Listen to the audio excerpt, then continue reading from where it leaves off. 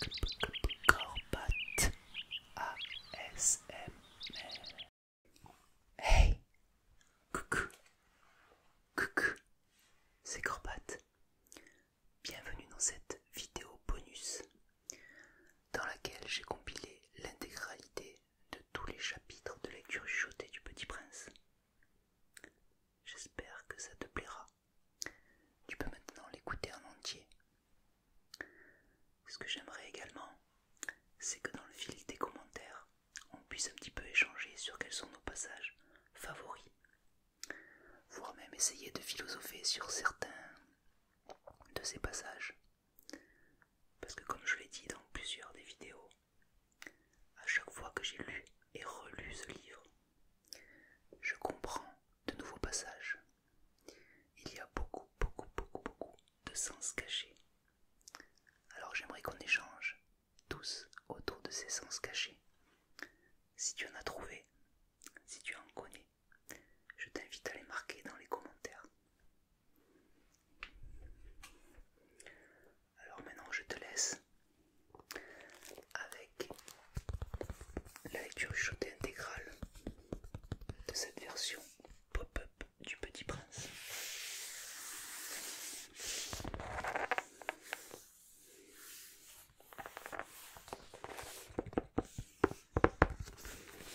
J'espère que cela va te détendre. Et on se retrouve après dans les commentaires pour échanger. Je te souhaite un bon moment. À bientôt.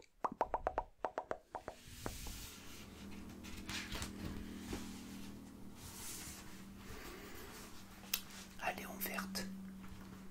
Je demande pardon aux enfants d'avoir dédié ce livre à une grande personne. J'ai une excuse sérieuse. Cette grande personne est le meilleur ami que j'ai eu au monde.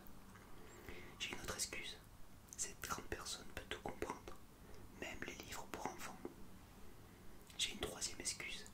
Cette grande personne habite la France, où elle a faim et froid. Elle a besoin d'être consolée. Si toutes ces excuses ne suffisent pas, je veux bien dédier ce livre à l'enfant qui a été autrefois cette grande personne.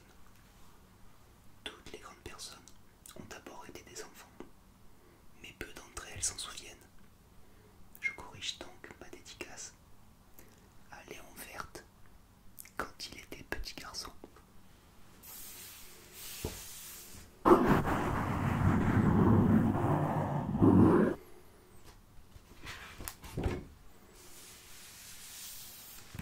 Chapitre 1. Lorsque j'avais 6 ans, j'ai vu, une fois, une magnifique image dans un livre sur la forêt vierge qui s'appelait Histoire vécue. Ça représentait un serpent bois qui avalait un fauve. Voilà la copie du dessin. On disait dans le livre, les serpents bois avalent leur proie tout entière, sans la mâcher. Ensuite, ils ne peuvent plus bouger et ils dorment pendant les 6 mois de leur digestion. J'ai alors beaucoup réfléchi sur les aventures de la jungle. Et, à mon tour, j'ai réussi, avec un crayon de couleur, à tracer mon premier dessin. Mon dessin numéro 1, dessin numéro 1, dessin numéro 1. Il était comme ça.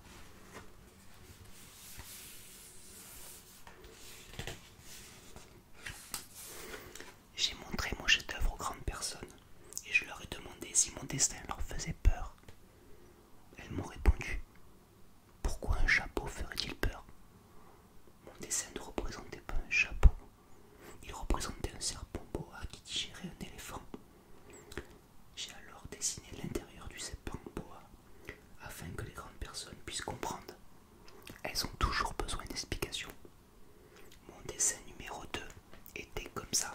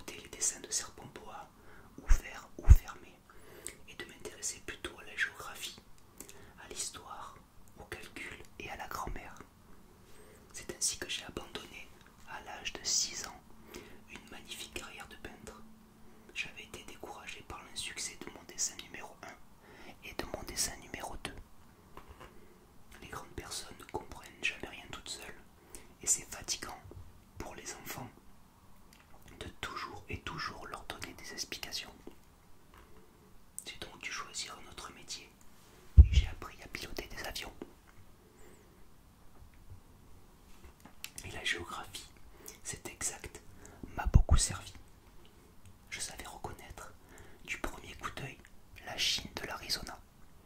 C'est très utile si l'on est égaré pendant la nuit. J'ai ainsi eu, au cours de ma vie, des tas de contacts avec des tas de gens sérieux.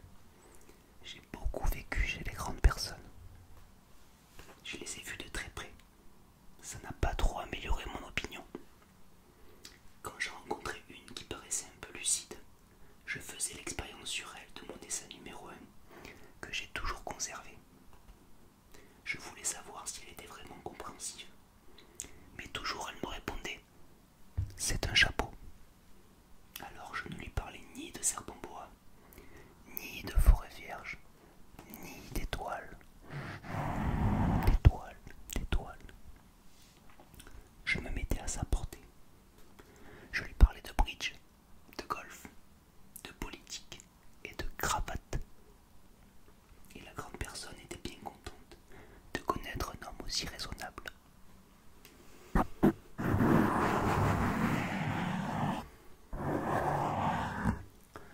Chapitre 2. Chapitre 2. Chapitre 2. J'ai ainsi vécu seul, sans personne avec qui parler véritablement, jusqu'à une panne dans le désert du Sahara, il y a 6 ans. Quelque chose s'était cassé dans mon moteur. Et comme je n'avais avec moi ni mécanicien, ni passager, je me préparais à essayer de réussir tout seul une réparation difficile. C'était pour moi une question de vie ou de mort. J'avais à peine de l'eau à boire. Pour 8 jours.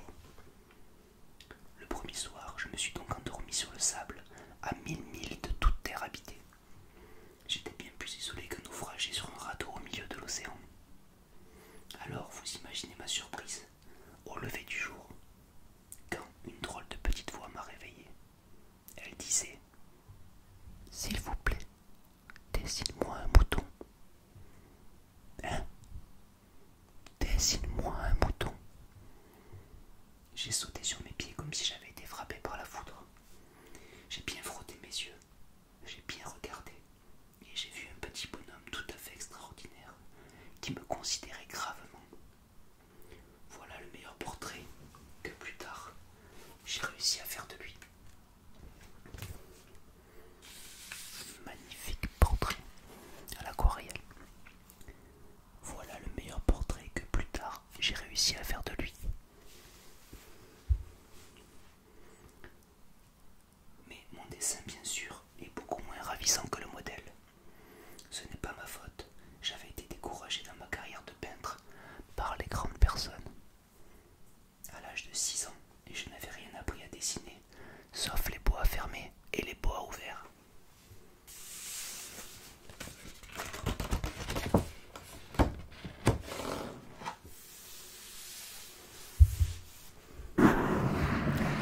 Je regardais donc cette apparition avec des yeux tout ronds d'étonnement. N'oubliez pas que je me trouvais à 1000 milles de toute terre habitée. Or, mon petit bonhomme ne me semblait ni égaré, ni mort de fatigue, ni mort de faim, ni mort de soif. Il n'avait en rien l'apparence d'un enfant perdu au milieu du désert, à 1000 milles de toute région habitée. Quand je réussis enfin à parler, je lui dis « Mais qu'est-ce que tu fais là ?» Et il me répéta alors tout doucement, comme une chose très sérieuse. « S'il vous plaît, dessine-moi un mouton, un mouton, un mouton, mouton, mouton, mouton. » Quand le mystère est trop impressionnant, on n'ose pas désobéir. Aussi absurde que cela me sembla, à 1000 milles de tous les endroits habités, et en danger de mort, je sortis de ma poche une feuille de papier et un stylographe. Mais je me rappelais alors que j'avais surtout étudié la géographie, l'histoire, le calcul et la grammaire. Et je dis au petit bonhomme, avec un peu de mauvaise humeur, que je ne savais pas dessiner. Il me répondit « Ça ne fait rien, dessine-moi un mouton. » Comme je n'avais jamais dessiné un mouton, je refis pour lui l'un de mes 2 seuls dessins dont j'étais capable, celui du bois fermé. Et je fus stupéfait d'entendre le petit bonhomme me répondre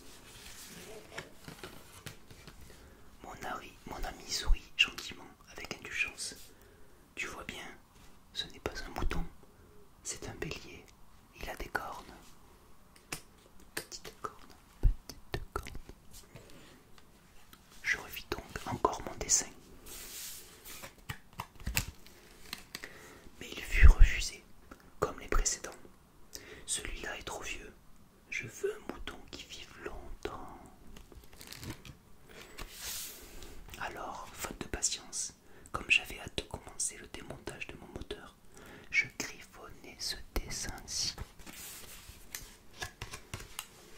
Et je lançais.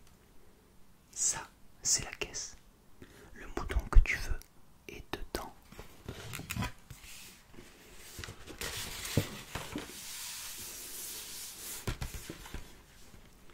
Mais je fus bien surpris de voir s'illuminer le visage du petit prince. C'est tout à fait comme ça que je le voulais. Crois-tu qu'il faille beaucoup d'herbe à ce mouton? Pourquoi? Parce que chez moi, c'est tout petit. Ça suffira sûrement. Je t'ai donné un tout petit mouton. Il pencha la tête vers le dessin. Pas si petit que ça. Tiens, il s'est endormi. Et c'est ainsi que je fis la connaissance du petit prince. Et c'est ainsi que je fis la connaissance du petit prince.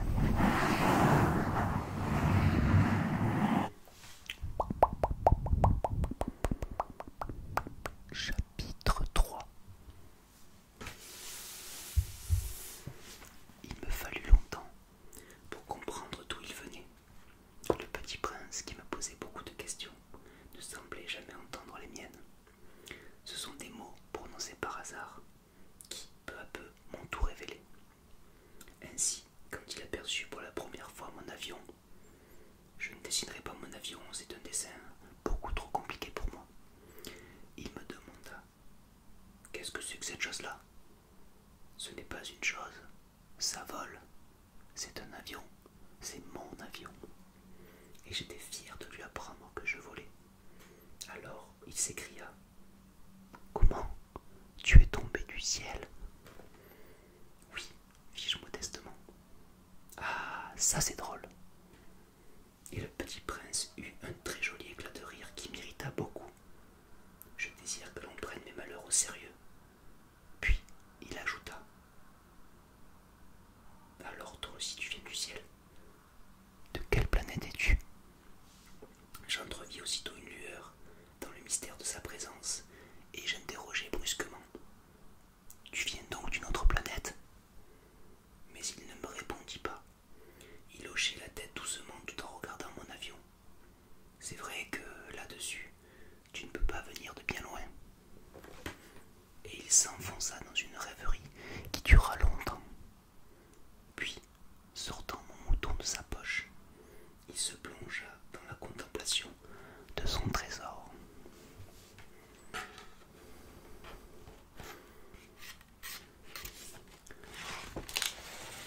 Et là on peut voir le pop-up du petit prince sur sa planète, sur son astéroïde.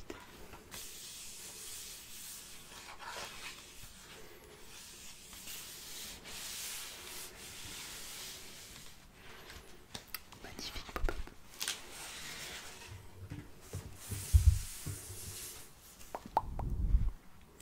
Vous imaginez combien j'avais pu être Pardon. Vous imaginez combien j'avais pu être intrigué par cette demi-confidence sur les autres planètes. Je m'efforçais donc d'en savoir plus long. D'où viens-tu, mon petit bonhomme? Où est-ce chez toi? Où veux-tu emporter mon mouton? Il me répondit après un silence méditatif: ce qui est bien avec la caisse que tu m'as donnée, c'est que la nuit, ça lui servira de maison. Bien sûr, et si tu es gentil, je te donnerai aussi une corde pour l'attacher pendant le jour. Et un piquet. La proposition parut choquer le petit prince. L'attacher? Quelle drôle d'idée! Mais si tu ne l'attaches pas, il ira n'importe où, et il se perdra.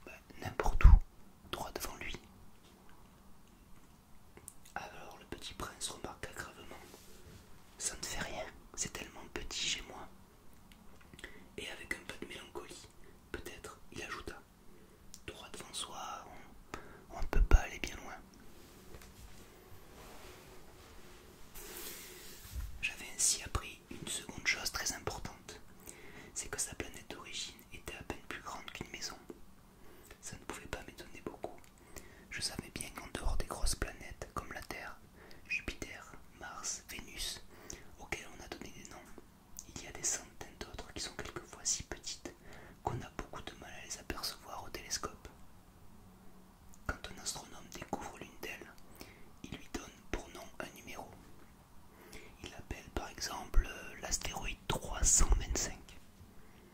J'ai de sérieuses raisons de croire que la planète d'où venait le Petit Prince est l'astéroïde P612.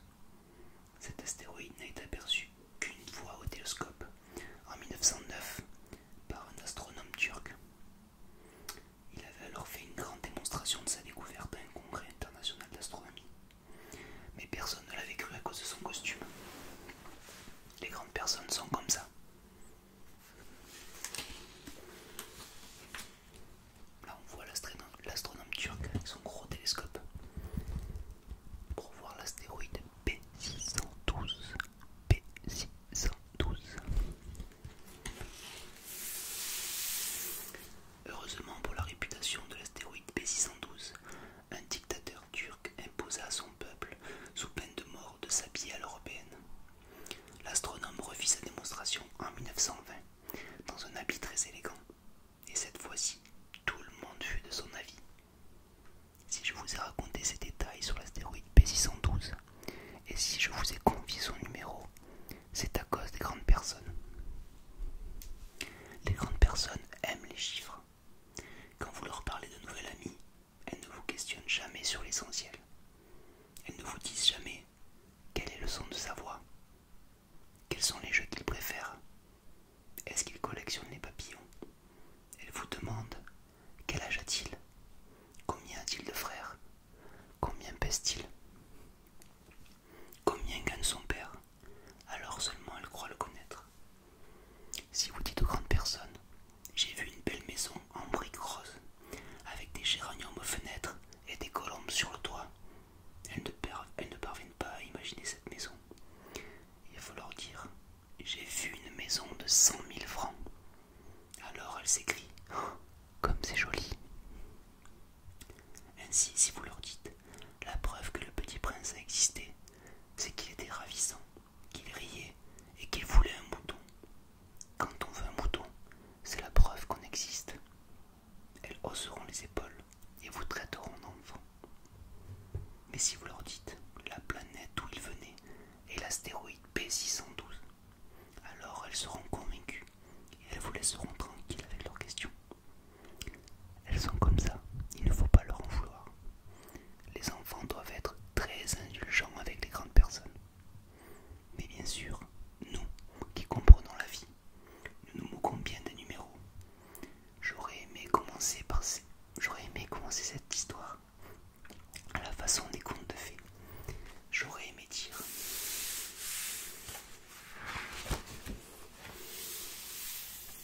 il était une fois un petit prince qui habitait une planète à peine plus grande que lui et qui avait besoin d'un ami. Pour ceux qui comprennent la vie, ça aurait eu l'air beaucoup plus vrai. Car je n'aime pas qu'on lise mon livre à la légère. J'éprouve tant de chagrin à raconter ses souvenirs. Il y a 6 ans déjà que mon ami s'en est allé avec son moto. Si j'essaie ici de le décrire, c'est afin de ne pas l'oublier. C'est triste d'oublier un ami. Tout le monde n'a pas eu un ami. Et je puis devenir comme les grandes personnes qui ne s'intéressent plus qu'aux chiffres. C'est donc pour ça, encore, que j'ai acheté une boîte de couleurs et des crayons. C'est dur de se remettre au dessin à mon âge, quand on n'a jamais fait d'autres tentatives que celle d'un boa fermé et celle d'un boa ouvert, à l'âge de 6 ans. J'essaierai bien sûr de faire des portraits les plus ressemblants possibles, mais je ne suis pas tout à fait certaine de réussir. Un dessin va et l'autre ne ressemble plus. Je me trompe aussi un peu sur la taille. Ici, le Petit Prince est trop grand. Là, il est trop petit. J'hésite aussi sur la couleur de son costume. Alors, je tâtonne comme ci et comme ça, tant bien que mal. Je me tromperai enfin sur certains détails plus importants. Il me croyait peut-être semblable à lui, mais moi, malheureusement, je ne sais pas voir les moutons à travers les caisses. Je suis peut-être un peu comme les grandes personnes. J'ai dû vieillir.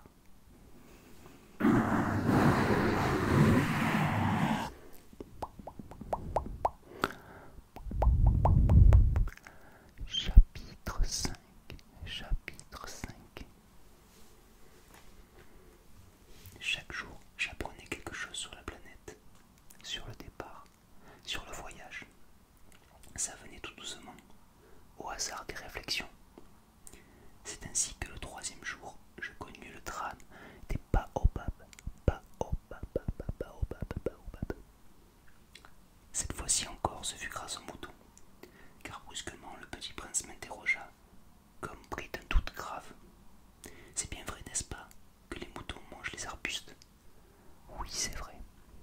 Ah, je suis content. Je ne compris pas pourquoi il était si important que les moutons mangeassent les arbustes. Mais le petit prince ajouta: par conséquent, ils mangent aussi les baobabs.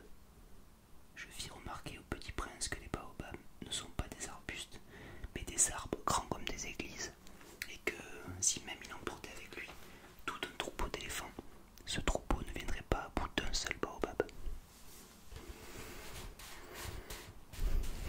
Le troupeau d'éléphants. L'idée du troupeau d'éléphants fit rire le petit prince. Il faudrait les mettre les uns sur les autres. Mais il remarqua avec sagesse: les baobabs, avant de grandir, ça commence par être petit. C'est exact. Mais pourquoi veux-tu que tes moutons mangent les petits baobabs? Il me répondit: ben voyons, comme s'il s'agissait là d'une évidence. Et il me fallut un grand effort d'intelligence pour comprendre à moi seul ce problème. Et en effet, sur la planète du Petit Prince, il y avait, comme sur toutes les planètes, de bonnes herbes et de mauvaises herbes. Mais les graines sont invisibles. Elles dorment dans le secret de la terre jusqu'à ce qu'il prenne fantaisie à l'une d'elles de se réveiller. Alors, elles s'étirent et poussent d'abord timidement vers le soleil une ravissante petite brindille, inoffensive. S'il s'agit d'une brindille de radis ou de rosier, on peut la laisser pousser comme elle veut. Mais s'il s'agit d'une mauvaise plante, il faut arracher la plante aussitôt, dès qu'on a su la reconnaître. Or, il y avait des graines terribles sur la planète du Petit Prince.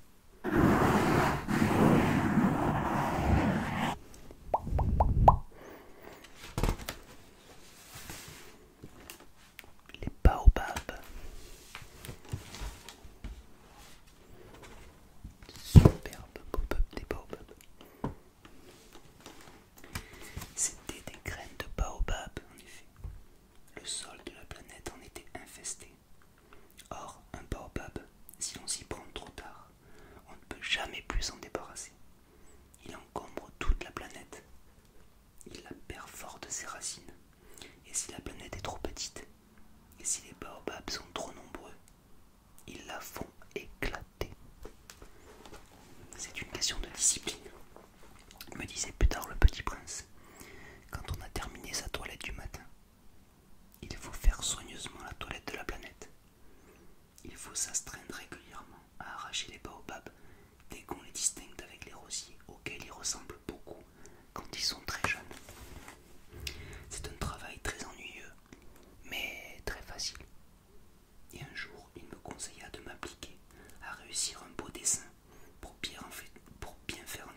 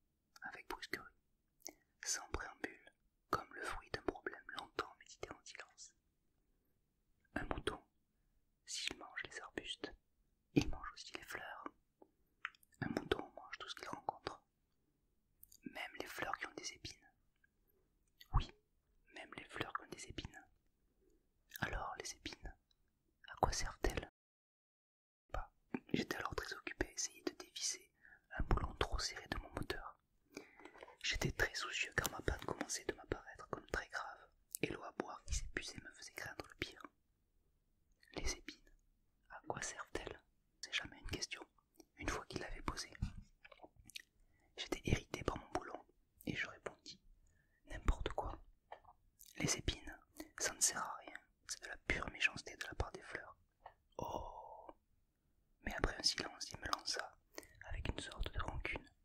Je ne te crois pas. Les fleurs sont faibles, elles sont naïves, elles se rassurent comme elles peuvent. Elles se croient terribles avec leurs épines. Je ne répondis rien. À cet instant, je me disais, si ce boulon résiste encore, je le ferai sauter d'un coup de marteau.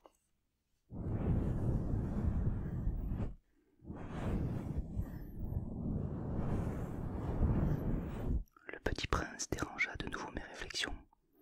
Et tu crois, toi, que les fleurs... Mais non, je ne crois rien, j'ai répondu n'importe quoi. Je m'occupe, moi, de choses sérieuses. Il me regarda stupéfait. De choses sérieuses?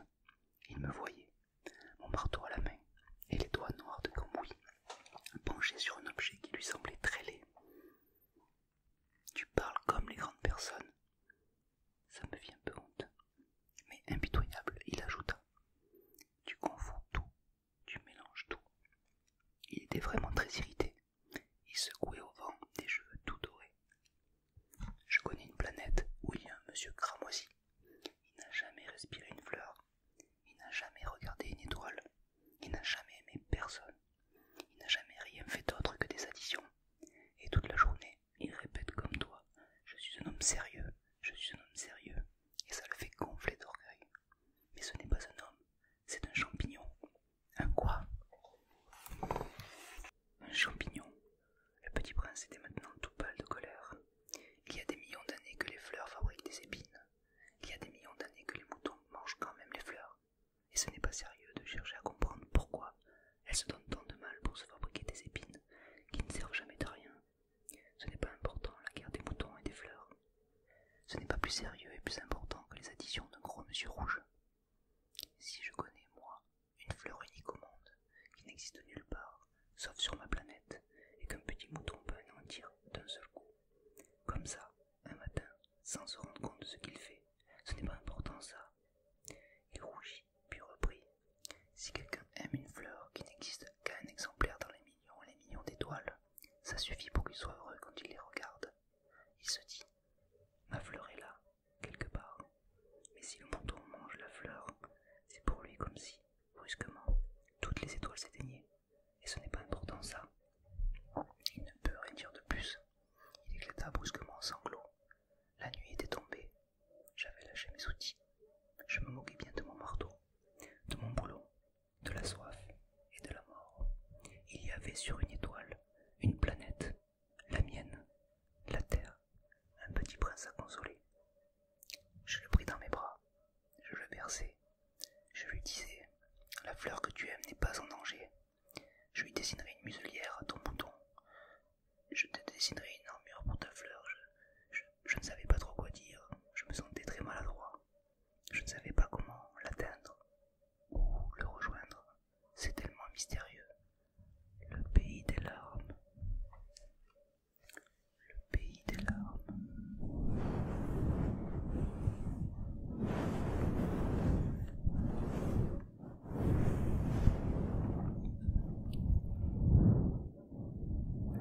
Chapitre 8. J'appris bien vite à connaître mieux cette fleur. Il y avait toujours eu, sur la planète du Petit Prince, des fleurs très simples, ornées d'un seul rang de pétales, et qui ne tenaient point de place, et qui ne dérangeaient personne. Elles apparaissaient un matin dans l'herbe, et puis elles s'éteignaient le soir. Mais celle-là avait germé un jour d'une graine apportée dans ses os, et que le Petit Prince avait surveillé de très près cette brindille qui ne ressemblait pas aux autres brindilles. Ça pouvait être un nouveau genre de baobab.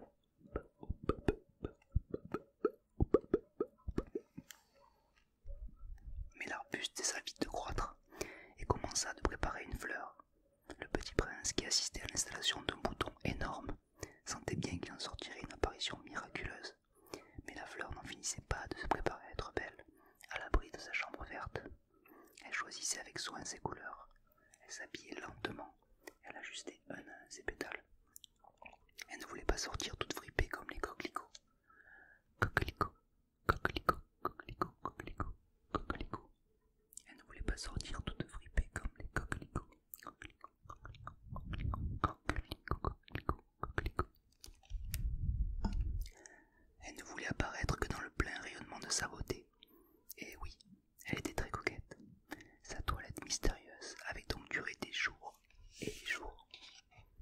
voici qu'un matin, justement à l'heure du lever du soleil, elle s'était montrée. Et elle, qui avait travaillé avec tant de précision, dit en bâillant: Ah, je me réveille à peine. Je vous demande pardon, je suis encore toute décoiffée. Le petit prince alors ne put contenir son admiration.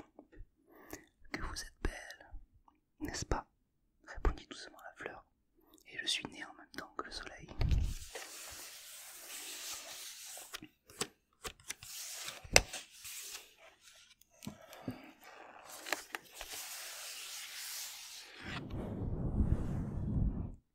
Le petit prince devina bien qu'elle n'était pas trop modeste, mais elle était si émouvante. C'est l'heure, je crois, du petit déjeuner, avait-elle bientôt ajouté. Auriez-vous la bonté de penser à moi? Et le petit prince, tout confus, ayant été chercher un arrosoir d'eau fraîche, avait servi la fleur. Petit pop-up du petit prince qui arrose la rose.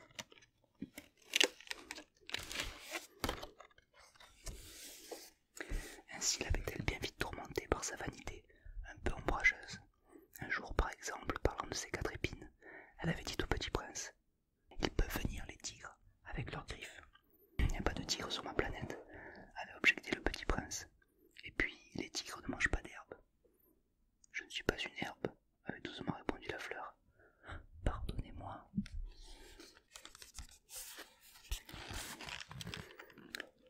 Petit pop-up du tigre et de la fleur. Je ne crains rien des tigres, mais j'ai horreur des courants d'air. Vous n'auriez pas un paravent? Horreur des courants d'air, ce n'est pas de chance pour une plante, avait remarqué le petit prince. Cette fleur est bien compliquée. Et voici le petit prince qui met un paravent à sa fleur. Le soir, vous me mettrez sous globe, il fait très froid chez vous. C'est mal installé, là d'où je viens. Mais elle s'était interrompue. Elle était venue sous forme de graine. Elle n'avait rien pu connaître des autres mondes. Humiliée de s'être laissée surprendre à préparer un mensonge aussi naïf, elle avait toussé 2 ou 3 fois pour mettre le petit prince dans son tort. Ce paravent, j'allais le chercher, mais vous me parliez. Alors, elle avait forcé sa toux pour lui infliger quand même des remords. Et voici le petit prince qui met un globe sur sa fleur. Ainsi, le petit prince, malgré la bonne volonté de son amour, avait vite douté d'elle. Il avait pris au sérieux des mots sans importance et était devenu très malheureux. J'aurais dû ne pas l'écouter, me confia-t-il un jour. Il ne faut jamais écouter les fleurs, il faut les regarder et les respirer. La mienne embaumait ma planète, mais je ne savais pas m'en réjouir. Cette histoire de griffes qui m'avait tellement agacé eût dû m'attendrir. Il me confia encore. Je n'ai rien su comprendre. J'aurais dû la juger sur les actes et non sur les mots. Elle m'embaumait et m'éclairait. Je n'aurais jamais dû m'enfuir. J'aurais dû deviner sa tendresse derrière ses pauvres ruses. Les fleurs sont si contradictoires. Mais j'étais trop jeune pour savoir l'aimer.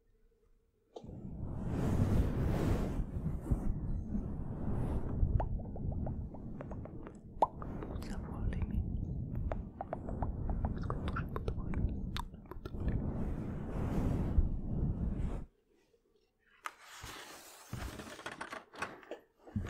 Chapitre 9. Je crois qu'il profita pour son évasion d'une migration d'oiseaux sauvages.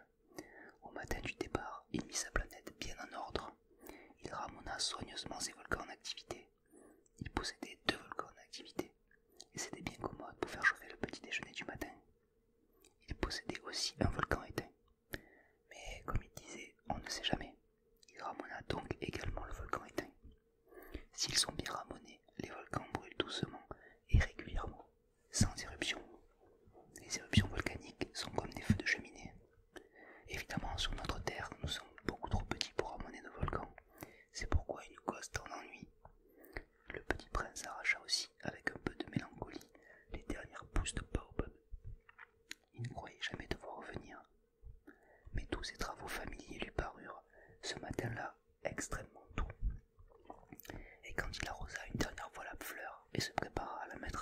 pris sous son globe. Il se découvrit l'envie de pleurer. Adieu, dit-il à la fleur, mais elle ne lui répondit pas. Adieu, répéta-t-il.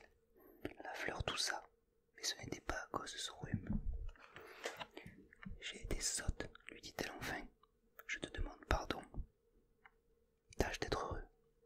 Il fut surpris par l'absence de reproche. Il restait là, tout déconcerté, le globe en l'air. Il ne comprenait pas cette douceur calme. Mais oui, je t'aime, lui dit la fleur. Tu n'en as rien su, par ma faute. Cela n'a aucune importance, mais tu as été aussi sot que moi. Tâche d'être heureux. Laisse ce globe tranquille, je n'en veux plus. Mais le vent, je ne suis pas si enrhumé que ça. L'air frais de la nuit me fera du bien. Je suis une fleur. Mais les bêtes, il faut bien que je supporte 2 ou 3 chenilles si je veux connaître les papillons. Il paraît que c'est tellement beau. Sinon, qui me rendra visite? Tu seras loin, toi. Quant aux grosses bêtes, je ne crains rien. J'ai mes griffes. Et elle montrait naïvement ses 4 épines. Puis elle ajouta: ne traîne pas comme ça, c'est agaçant. Tu as décidé de partir, va-t'en. Car elle ne voulait pas qu'il la vît pleurer. C'était une fleur tellement orgueilleuse.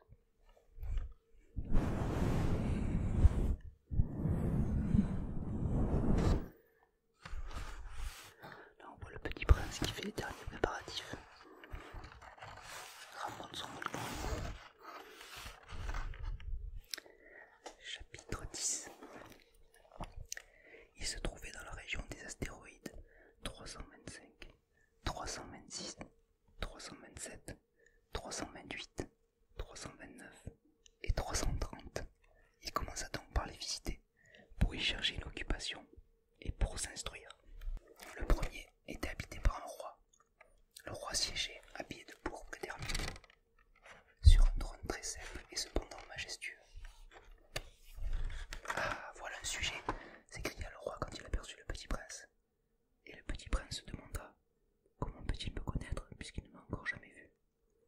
Il ne savait pas que, pour les rois, le monde est très simplifié. Tous les hommes sont des sujets. Approche-toi que je te vois mieux, lui dit le roi qui était tout fier d'être enfin roi pour quelqu'un.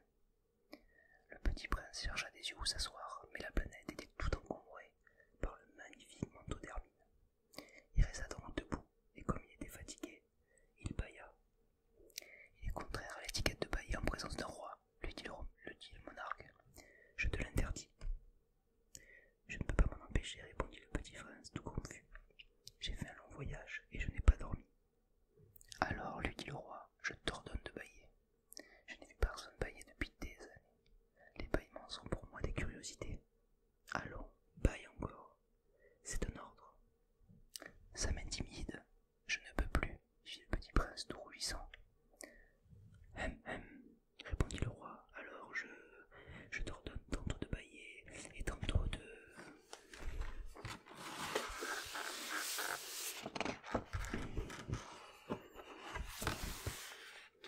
Il bredouillait un peu et paraissait vexé, car le roi tenait essentiellement à ce que son autorité fût respectée. Il ne tolérait pas la désobéissance. C'était un monarque absolu. Mais, comme il était très bon, il donnait des ordres raisonnables. Si j'ordonnais, disait-il couramment, si j'ordonnais à un général de se changer en oiseau de mer, et si le général n'obéissait pas, ce ne serait pas la faute du général, ce serait ma faute. Puis-je m'asseoir? S'enquit timidement le petit prince. Je t'ordonne de t'asseoir, lui répondit le roi, qui ramena majestueusement un pan de son manteau d'hermine. Mais le petit prince s'étonnait. La planète était minuscule. Sur quoi le roi pouvait bien-il régner? Sire, lui dit-il, je vous demande pardon de vous interroger. Je t'ordonne de m'interroger, se hâta de dire le roi. Sire, sur quoi régnez-vous? Sur tout, répondit le roi avec une grande simplicité. Sur tout.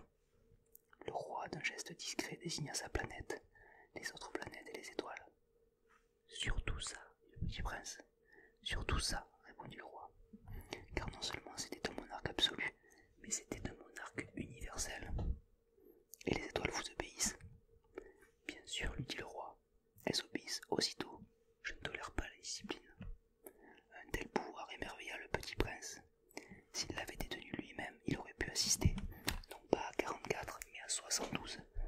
100 ou à même 200 couchers de soleil dans la même journée, sans jamais avoir à tirer sa chaise. Et comme il se sentait un peu triste à cause du souvenir de sa petite planète abandonnée, il s'enhardit à solliciter une grâce du roi. Je voudrais voir un coucher de soleil. Faites-moi plaisir, ordonnez au soleil de se coucher. Si j'ordonnais à un général de voler d'une fleur à l'autre à la façon d'un papillon, ou d'écrire une tragédie, ou de se changer en oiseau de mer, et si le général n'exécutait pas l'ordre reçu, qui, de lui ou de moi, serait dans son tort? Ce serait vous, dit fermement le petit prince. Exact, il faut exiger de chacun ce que chacun peut donner, reprit le roi. L'autorité repose d'abord sur la raison. J'ai le droit d'exiger l'obéissance, parce que mes ordres sont raisonnables. Alors, mon coucher de soleil, rappela le petit prince qui jamais n'oublie une question une fois qu'il l'avait posée. Ton coucher de soleil, tu l'auras, je l'exigerai, mais j'attendrai dans ma science du gouvernement que les conditions soient favorables. Quand ce sera-t-il? S'informa le petit prince. Lui répondit le roi, qui consulta d'abord un gros calendrier. Ce sera ce sera ce soir, vers 7h40, et tu verras comme je suis bien obéi. Le petit prince bâilla, il regrettait son coucher de soleil manqué, et puis il s'ennuyait déjà un peu. Je n'ai plus rien à faire ici, dit-il au roi, je vais repartir. Ne pars pas, répondit le roi, qui était si fier d'avoir un sujet. Ne pars pas, je te fais ministre. Ministre de quoi? De la justice. Mais il n'y a personne à juger. On ne sait pas, lui dit le roi. Je n'ai pas encore fait le tour de mon royaume. Je suis très vieux et je n'ai pas de place pour un carrosse. Et ça me fatigue de marcher. Oh, mais j'ai déjà vu, dit le petit prince, qui se pencha pour jeter encore un coup d'œil sur l'autre côté de la planète. Il n'y a personne là-bas non plus. Jugeras donc toi-même, lui répondit le roi. C'est le plus difficile. Il est bien plus difficile de se juger soi-même que de juger autrui. Si tu réussis à bien te juger, c'est que tu es un véritable sage. Moi, dit le petit prince, je puis me juger moi-même n'importe où. Je n'ai pas besoin d'habiter ici. Lui dit le roi, je crois bien que sur ma planète, il y a quelque part un vieux rat. Je l'entends la nuit. Tu pourras juger ce vieux rat. Tu le condamneras à mort de temps en temps. Ainsi, sa vie dépendra de ta justice. Mais tu le gracieras chaque fois pour l'économiser. Il n'y en a qu'un.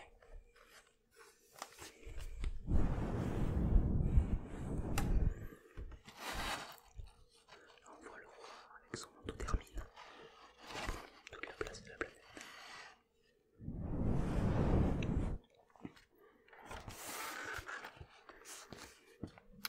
Moi, répondit le petit prince, je n'aime pas condamner à mort, et je crois bien que je m'en vais.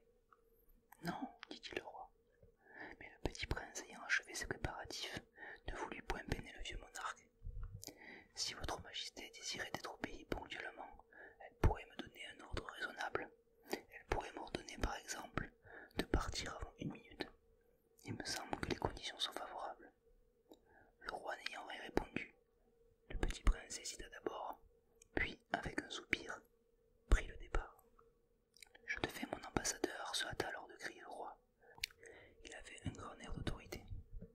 Les grandes personnes sont bien étranges, se dit le petit prince, en lui-même durant son voyage.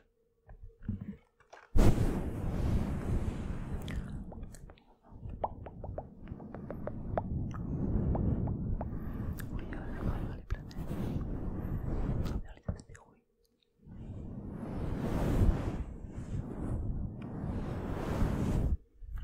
Chapitre 11. La deuxième planète est habitée par un vaniteux. Ah, voilà la visite d'un admirateur, s'écria de loin le vaniteux dès qu'il aperçut le petit prince. Car pour les vaniteux, les autres hommes sont des admirateurs. Bonjour, dit le petit prince, vous avez un drôle de chapeau. C'est pour saluer, lui répondit le vaniteux. C'est pour saluer quand on m'acclame. Malheureusement, il ne passe jamais personne par ici. Ah oui, dit le petit prince qui ne comprit pas. Frappe tes mains l'une contre l'autre, conseilla donc le vaniteux. Le petit prince frappa ses mains l'une contre l'autre. Le vaniteux salua modestement, en soulevant son chapeau. Ça, c'est plus amusant que la visite au roi, se dit en lui-même le petit prince, et il recommença de frapper ses mains l'une contre l'autre. Le vaniteux recommença de saluer en soulevant son chapeau.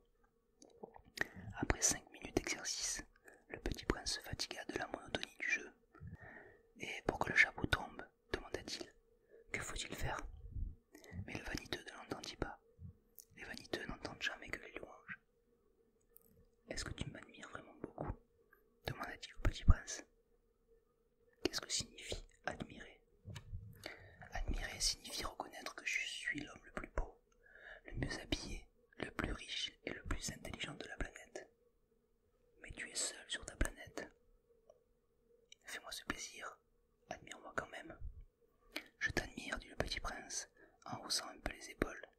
Mais en quoi cela peut-il bien t'intéresser? Et le petit prince s'en fut. Les grandes personnes sont décidément bien bizarres, se dit-il simplement en lui-même durant son voyage. On peut voir le pailleteur. Voyage du petit prince avec les étoiles.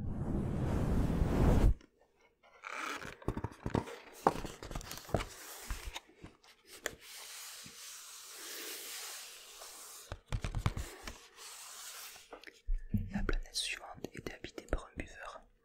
Cette visite fut très courte, mais elle plongea le petit prince dans une grande mélancolie.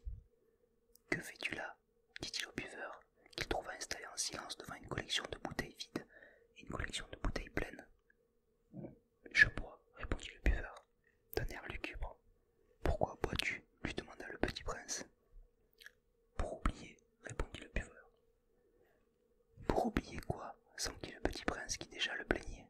« Pour oublier que j'ai honte, avoua le buveur en baissant la tête. »« Honte de quoi » s'informa le petit prince qui désirait le secourir. « Honte de boire » acheva le buveur qui s'enferma définitivement dans le silence. Et le petit prince s'en fut, perplexe. Les grandes personnes sont décidément très très bizarres, se dit-il en lui-même durant le voyage.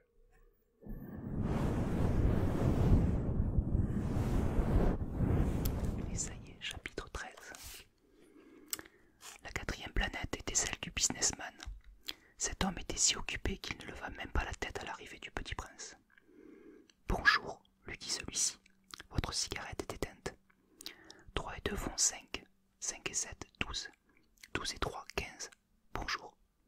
15 et 7, 22, 22 et 6, 28, pas le temps de la rallumer. 26 et 5, 31, ouf, ça fait donc 501 522 731. 500 millions de quoi? Hein, tu es toujours là? 500 millions de... je ne sais plus, j'ai tellement de travail, je suis sérieux moi, je ne m'amuse pas à des balivernes. 2 et 5, 7, 500 millions de quoi? Répéta le petit prince qui jamais de sa vie n'avait renoncé à une question une fois qu'il l'avait posée. Le businessman leva la tête. Depuis 54 ans que j'habite cette planète-ci, je n'ai été dérangé que 3 fois. La première fois, ça a été, il y a 22 ans, par un hanneton qui était tombé Dieu ne sait où. Il répandait un bruit épouvantable, et j'ai fait 4 erreurs dans une addition. La seconde fois, ça a été il y a 11 ans, par une crise de rhumatisme. Je manque d'exercice. Je n'ai pas le temps de flâner, je suis sérieux, moi. La troisième fois, la voici. Je disais donc 501 millions. Millions de quoi? Le businessman comprit qu'il n'était point d'espoir de paix. Millions de ces petites choses que l'on voit quelquefois dans le ciel. Des mouches. Mais non, des petites choses qui brillent. Des abeilles. Non, non, des petites choses dorées qui font rêvasser les fainéants.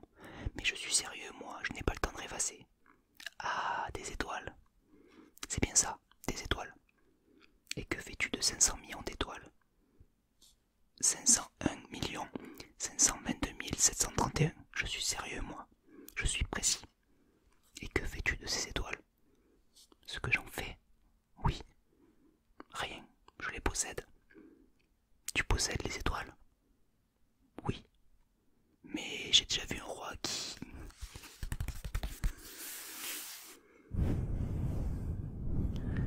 J'ai déjà vu un roi qui...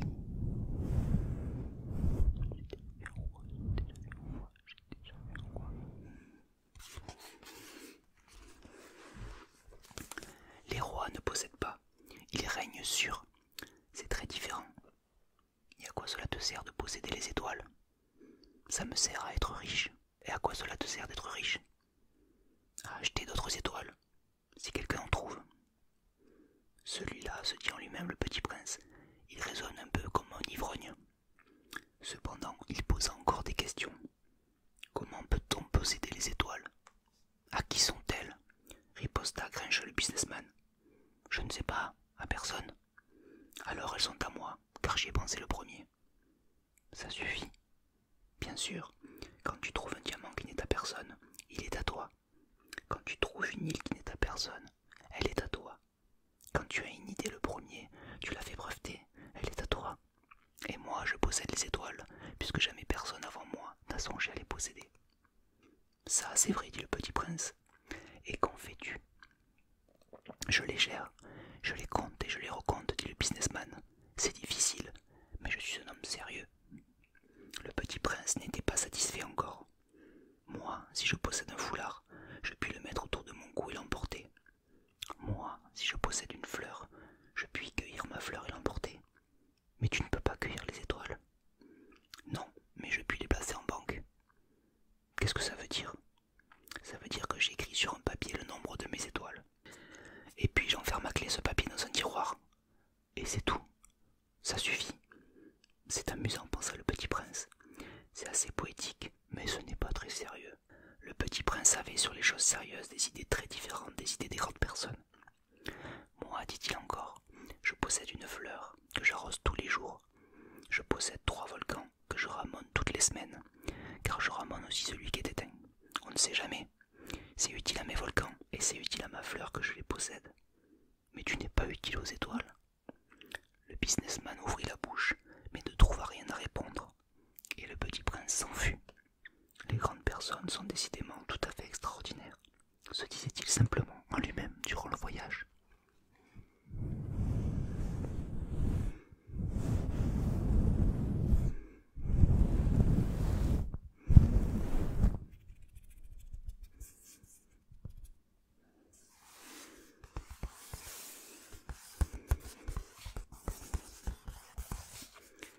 Chapitre 14.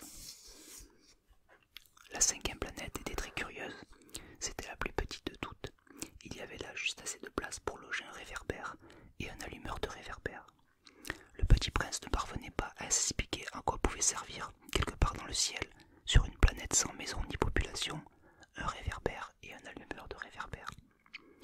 Cependant, il se dit en lui-même, peut-être bien que cet homme est absurde. Cependant, il est moins absurde que le roi, que le vaniteux, que le businessman et que le buveur. Au moins son travail a-t-il un sens. Quand il allume son réverbère, c'est comme s'il faisait naître une étoile de plus, ou une fleur. Quand il éteint son réverbère, ça endort la fleur ou l'étoile. C'est une occupation très jolie. C'est véritablement utile, puisque c'est joli.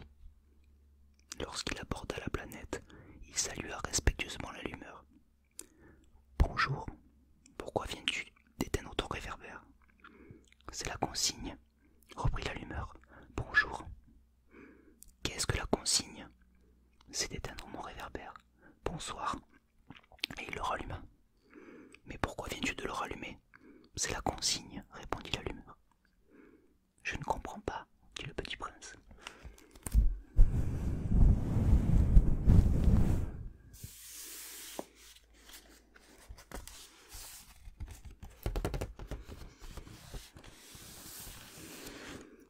Il n'y a rien à comprendre, dit l'allumeur. La consigne, c'est la consigne. Bonjour. Et il éteignit son réverbère. Puis il s'épongea le front avec un mouchoir à carreaux rouges. Je fais là un métier terrible. C'était raisonnable autrefois. J'éteignais le matin et j'allumais le soir. J'avais le reste du jour pour me reposer et le reste de la nuit pour dormir. Et depuis cette époque, la consigne a changé. La consigne n'a pas changé, dit l'allumeur. C'est bien là le drame. La planète d'année en année a tourné de plus en plus vite et la consigne n'a pas changé.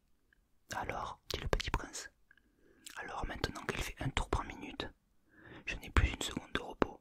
J'allume et j'éteins une fois par minute. Ça c'est drôle. Les jours chez toi durent 1 minute. Ce n'est pas drôle du tout, dit l'allumeur. Ça fait déjà 1 mois que nous parlons ensemble. 1 mois? Oui, 30 minutes. 30 jours. Bonsoir. Bonsoir. Et il ralluma son réverbère. Le petit prince le regarda et il aima cette allumeur qui était tellement fidèle à la consigne. Il se souvint des couchers de soleil que lui-même allait autrefois chercher en tirant sa chaise. Il voulut aider son ami. Tu sais, je connais un moyen de te reposer quand tu voudras. Je veux toujours, dit l'allumeur, car on peut être à la fois fidèle et paresseux. Le petit prince poursuivit.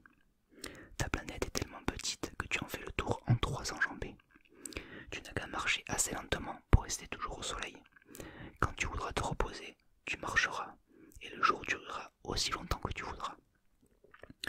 Ça ne m'avance pas à grand-chose, dit l'allumeur. Ce que j'aime dans la vie, c'est dormir. Ce n'est pas de chance, dit le petit prince. Ce n'est pas de chance, dit l'allumeur. Bonjour. Et il éteignit son réverbère. Celui-là, se dit le petit prince, tandis qu'il poursuivit plus loin son voyage. Celui-là serait méprisé par tous les autres, par le roi, par le vaniteux, par le buveur, par le businessman. Cependant, c'est le seul qui ne me paraisse pas ridicule. C'est peut-être parce qu'il s'occupe d'autre chose que de soi-même. Il eut un soupir de regret et se dit encore: celui-là est le seul dont j'eusse pu faire mon ami. Mais sa planète est vraiment trop petite, pas de place pour deux. Ce que le petit prince n'osait pas s'avouer, c'est qu'il regrettait cette planète bénie à cause, surtout, des 1440 couchers de soleil par 24 heures.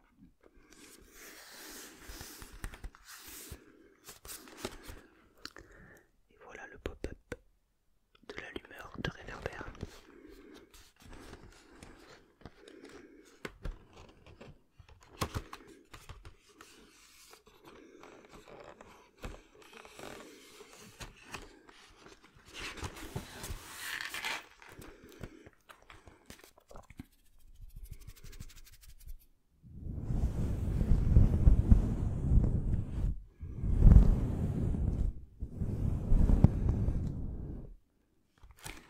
Chapitre 15. La 6e planète était une planète 10 fois plus vaste. Elle était habitée par un vieux monsieur qui écrivait d'énormes livres. Tiens, voilà un explorateur, s'écria-t-il quand il aperçut le petit prince. Le petit prince s'assit sur la table et souffla un peu. Il avait déjà tant voyagé. D'où viens-tu? Dit le vieux monsieur. Quel est ce gros livre? Dit le petit prince. Que faites-vous ici? Je suis géographe, dit le vieux monsieur. Qu'est-ce qu'un géographe? C'est un savant qui connaît où se trouvent les mers, les fleuves, les villes, les montagnes et les déserts. Ça, c'est bien intéressant, dit le petit prince. Ça, c'est enfin un véritable métier. Et il jeta un coup d'œil autour de lui sur la planète du géographe. Il n'avait jamais vu encore une planète aussi majestueuse. Elle est bien belle, votre planète. Et est-ce qu'il y a des océans? Je ne puis le savoir, dit le géographe. Ah, le petit prince était déçu. Et des montagnes? Je ne puis le savoir, dit le géographe. Et des villes, et des fleuves, et des déserts? Je ne puis pas le savoir non plus, dit le géographe. Mais vous êtes géographe? C'est exact, dit le géographe, mais je ne suis pas explorateur. Je manque absolument d'explorateurs. Ce n'est pas le géographe qui va faire les comptes des villes, des fleuves, des montagnes, des mers, des océans et des déserts. Le géographe est trop important pour flâner. Il ne quitte pas son bureau. Mais il reçoit les explorateurs. Il les interroge et il prend en note leurs souvenirs. Et si les souvenirs de l'un d'entre eux lui paraissent intéressants, le géographe fait faire une enquête sur la moralité de l'explorateur. Pourquoi ça? Parce qu'un explorateur qui mentirait entraînerait des catastrophes dans les livres de géographie. Et aussi un explorateur qui boirait trop. Parce que les ivrognes voient double. Alors le géographe noterait 2 montagnes, là où il n'y en a qu'une seule. Je connais quelqu'un, dit le petit prince, qui serait mauvais explorateur. C'est possible, donc quand la moralité de l'explorateur paraît bonne, on fera une enquête sur sa découverte. On va voir? Non, c'est trop compliqué. Mais on exige de l'explorateur qu'il fournisse des preuves. Et voici le géographe.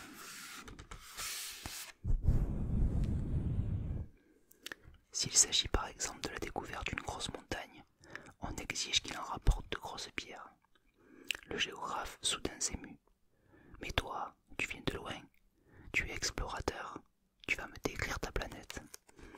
Et le géographe, ayant ouvert son registre, tailla son crayon. On note d'abord au crayon les récits des explorateurs. On attend, pour noter à l'encre, que l'explorateur ait fourni des preuves. Alors, interrogea le géographe. Oh, j'ai moi, dit le petit prince. Ce n'est pas très intéressant, c'est tout petit. J'ai 3 volcans, 2 volcans en activité et un volcan éteint. Mais on ne sait jamais. On ne sait jamais, dit le géographe. J'ai aussi une fleur. Nous ne notons pas les fleurs, dit le géographe. Pourquoi? C'est le plus joli. Parce que les fleurs sont éphémères. Qu'est-ce que signifie éphémère? géographies, dit le géographe, sont les livres les plus sérieux de tous les livres. Elles ne se démodent jamais. Il est très rare qu'une montagne change de place. Il est très rare qu'un océan se vide de son eau. Nous écrivons des choses éternelles. Mais les volcans éteints peuvent se réveiller, interrompit le petit prince. Qu'est-ce que signifie éphémère?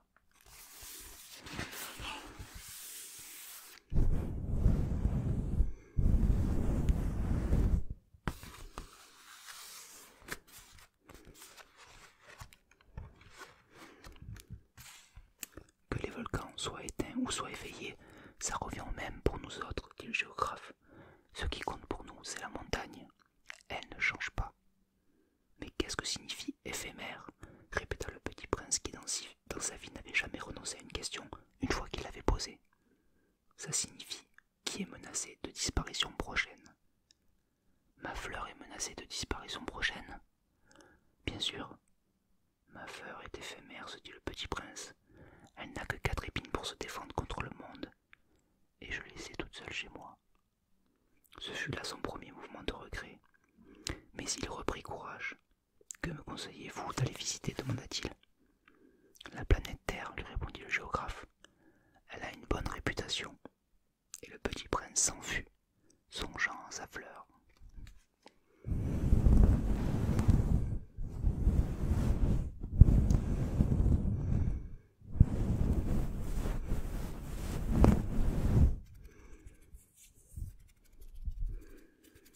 Chapitre 16. Chapitre 16. La 7e planète fut donc la Terre. La Terre n'est pas une planète quelconque. On y compte 111 rois, en n'oubliant pas, bien sûr, les rois nègres. 7000 géographes, 900 000 businessmen, 7 millions et demi d'ivrognes, 311 millions de vaniteux, c'est-à-dire environ 2 milliards de grandes personnes. Pour vous donner une idée des dimensions de la Terre, je vous dirai qu'avant l'invention de l'électricité, on y devait entretenir sur l'ensemble des 6 continents une véritable armée de 462 511 allumeurs de réverbères. Vu d'un peu loin, ça faisait un effet splendide. Les mouvements de cette armée étaient réglés comme ceux d'un ballet d'opéra. D'abord venait le tour des allumeurs de réverbères de Nouvelle-Zélande et d'Australie.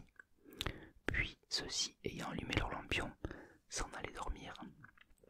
Alors entraient à leur tour dans la danse les allumeurs de réverbères de Chine et de Sibérie. Puis eux aussi s'escamotaient dans les coulisses. Alors venait le tour des allumeurs de réverbères de Russie et des Indes, puis ceux d'Afrique et d'Europe, puis ceux d'Amérique du Sud, puis ceux d'Amérique du Nord, et jamais ils ne se trompaient dans leur ordre d'entrée en scène. C'était grandiose. Seul l'allumeur de l'unique réverbère du pôle Nord et son confrère de l'unique réverbère du pôle Sud menaient des vies d'oisiveté et de nonchalance. Ils travaillaient 2 fois par an.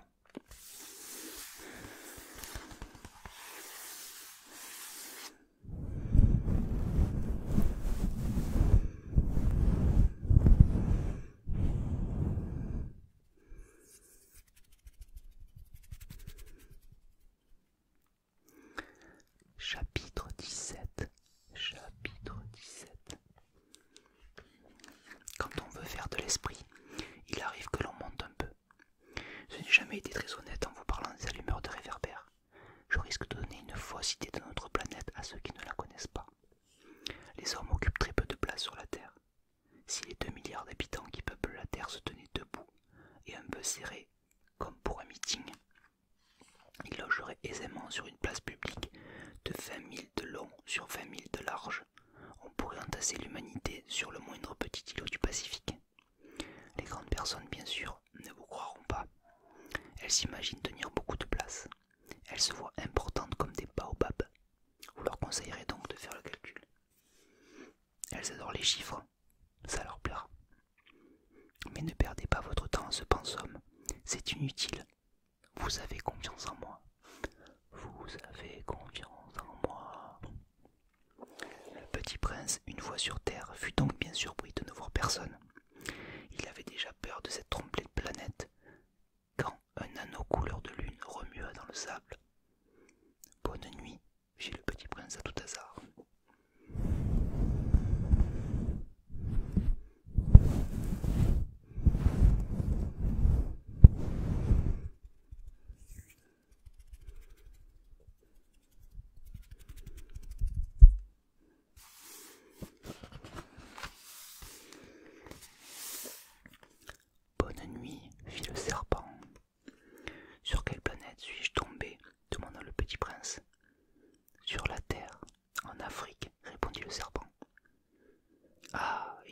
personne sur Terre. Ici c'est le désert. Il n'y a personne dans les déserts. La terre est grande, dit le serpent. Le petit prince s'assit sur une pierre et leva les yeux vers le ciel. Je me demande, dit-il, si les étoiles sont éclairées afin que chacun puisse un jour retrouver la sienne. Regarde ma planète. Elle est juste au-dessus de nous. Mais comme elle est loin. Elle est belle, dit le serpent. Que viens-tu faire ici? Voyez le pop-up du serpent.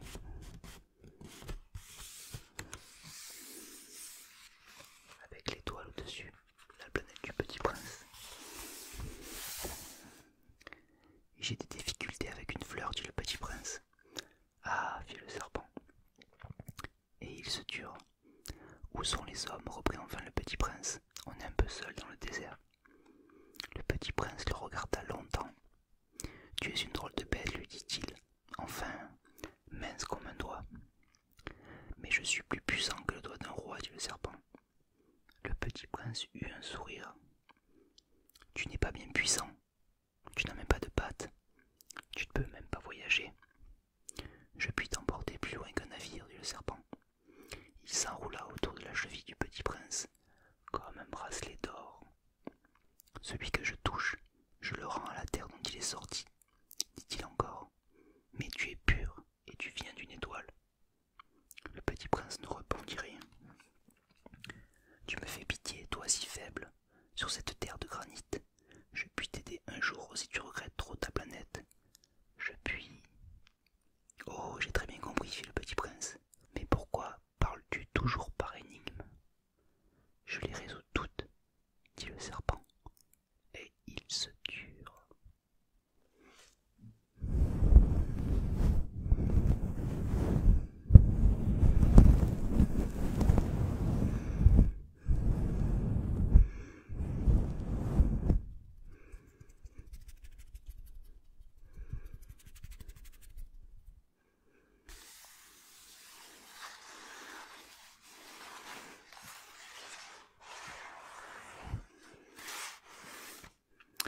Chapitre 18. Chapitre 18. Le petit prince traversa le désert et ne rencontra qu'une fleur. Une fleur à 3 pétales, une fleur de rien du tout. Bonjour, dit le petit prince. Bonjour, dit la fleur. Où sont les hommes? Demanda poliment le petit prince. La fleur, un jour, avait vu passer une caravane. Les hommes, il en existe, je crois, 6 ou 7. Je les ai aperçus il y a des années, mais on ne sait jamais où les trouver. Le vent les promène.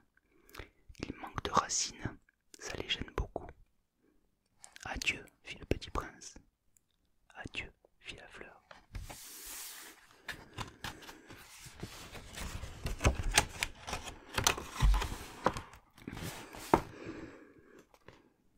Et là on voit un géant pop-up de la fleur.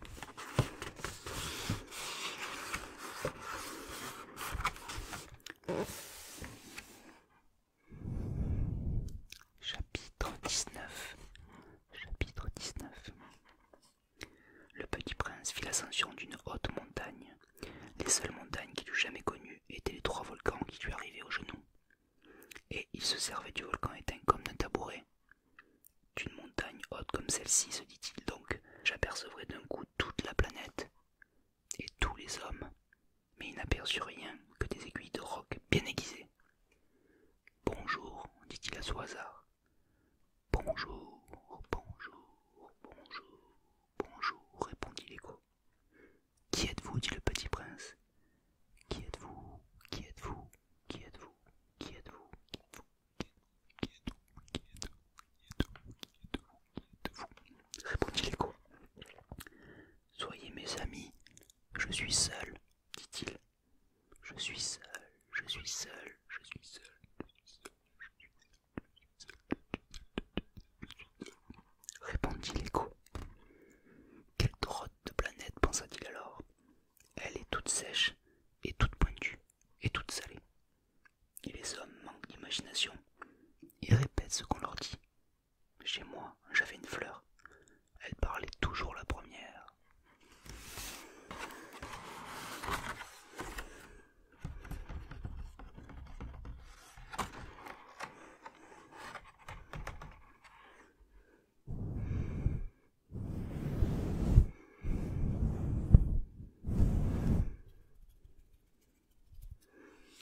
Chapitre 20. Chapitre 20. Mais il arriva que le petit prince, ayant longtemps marché à travers les sables, les rocs et les neiges, découvrit enfin une route. Et les routes vont toutes chez les hommes. Bonjour, dit-il. C'était un jardin fleuri de roses. Bonjour, dirent les roses. Le petit prince les regarda. Elles ressemblaient toutes à sa fleur. Qui êtes-vous? Leur demanda-t-il, stupéfait. Nous sommes des roses, dirent les roses. Ah, fit le petit prince. Et il se sentit très malheureux. Sa fleur lui avait raconté qu'elle était seule de son espèce dans l'univers. Et voici qu'il en était 5000, toutes semblables, dans un seul jardin. Elle serait bien vexée, se dit-il, si elle voyait ça. Elle tousserait énormément et ferait semblant de mourir pour échapper au ridicule. Et je serais bien obligé de faire semblant de la soigner, car sinon, pour m'humilier moi aussi, elle se laisserait vraiment mourir. Puis il se dit encore, je me croyais riche d'une fleur unique, et je ne possède qu'une rose ordinaire. Ça et mes 3 volcans qui m'arrivent aux genoux, et dont l'on peut-être est éteint pour toujours. Ça ne fait pas de moi un bien grand prince. Et, couché dans l'herbe, il pleura.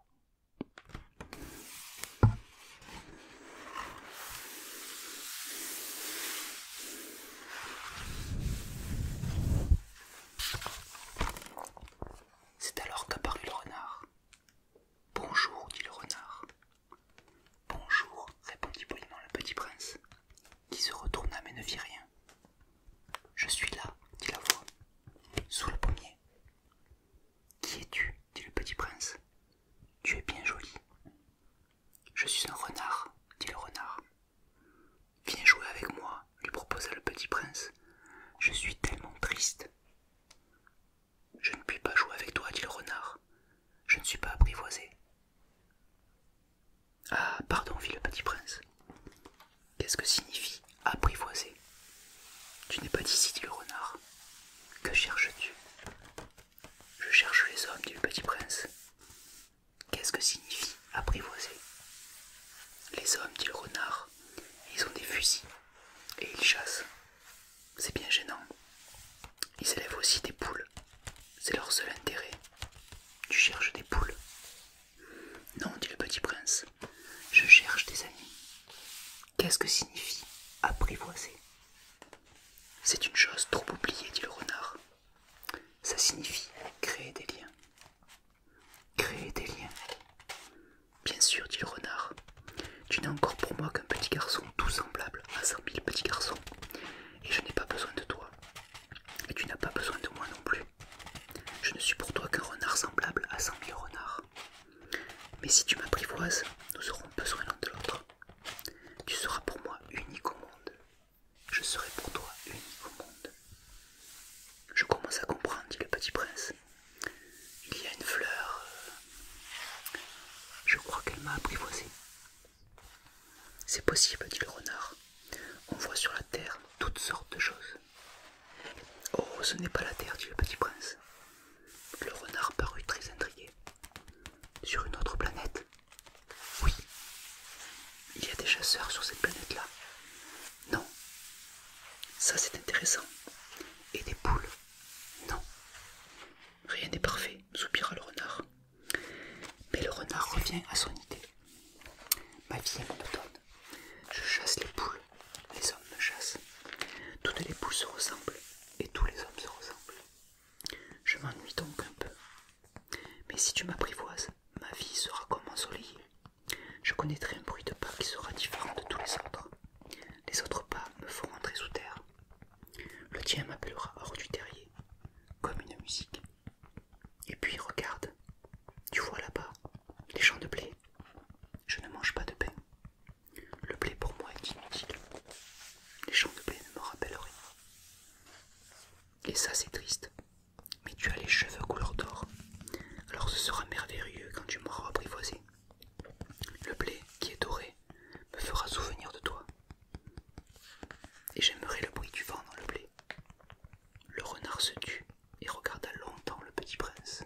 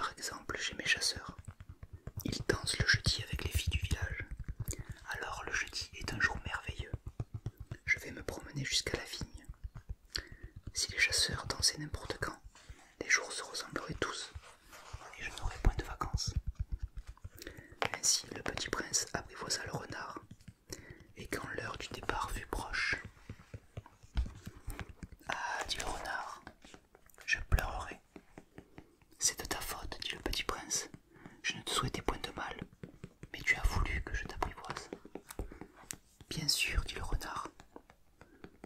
Mais tu vas pleurer, dit le petit prince. Bien sûr, dit le renard.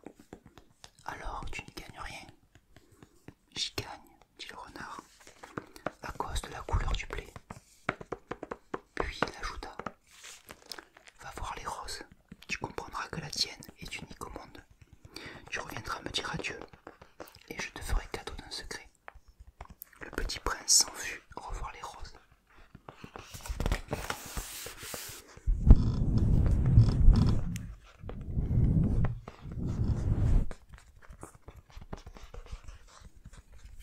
Vous n'êtes pas du tout semblable à ma rose. Vous n'êtes rien encore, leur dit-il. Personne ne vous a apprivoisé, et vous n'avez apprivoisé personne. Vous êtes comme était mon renard. Ce n'était qu'un renard semblable à 100 000 autres. Mais j'en ai fait mon ami, et il est maintenant unique au monde. Et les roses étaient bien gênées. Vous êtes belle, mais vous êtes vide, leur dit-il encore. On ne peut pas mourir pour vous. Bien sûr, ma rose à moi, un passant ordinaire, croirait qu'elle vous ressemble. Mais à elle seule, elle est plus importante que vous toutes, puisque c'est elle que j'ai arrosée, puisque c'est elle que j'ai mise sous globe, puisque c'est elle que j'ai abritée par le paravent, puisque c'est elle dont j'ai tué les chenilles, sauf les 2 ou 3 pour les papillons, puisque c'est elle que j'ai écouté se plaindre, ou se vanter, ou même quelquefois se taire, puisque c'est ma rose. Et il revint vers le renard. Adieu, dit-il. Adieu, dit le renard. Voici mon secret, il est très simple. On ne voit bien qu'avec le cœur. L'essentiel est invisible pour les yeux.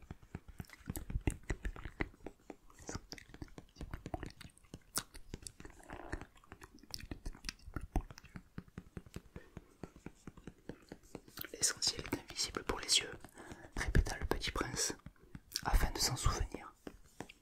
C'est le temps que tu as perdu pour ta rose qui fait ta rose si importante. C'est le temps que j'ai perdu pour ma rose, fit le petit prince, afin de se souvenir. Les hommes ont oublié cette vérité, dit le renard, mais tu ne dois pas l'oublier. Tu deviens responsable pour toujours de ce que tu as apprivoisé. Tu es responsable de ta rose.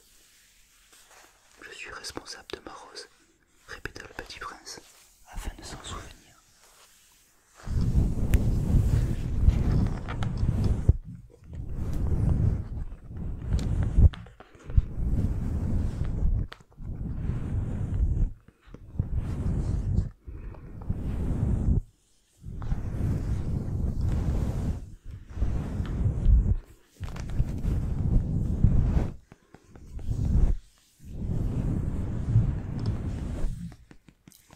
Chapitre 22.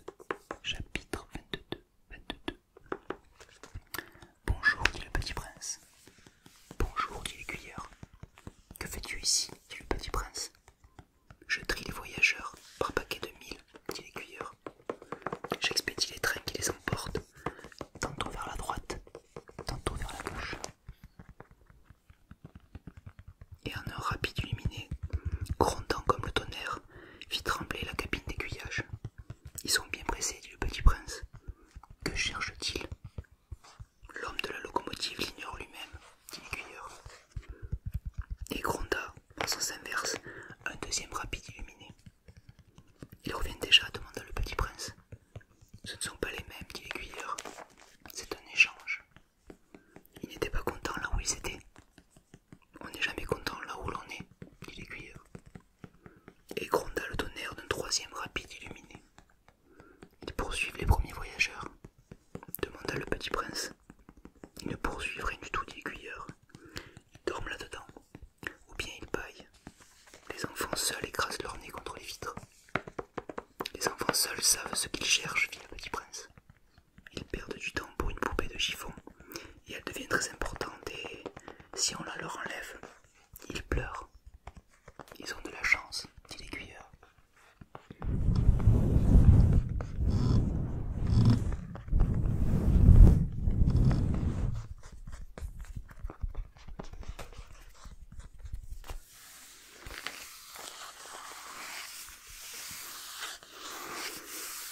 Chapitre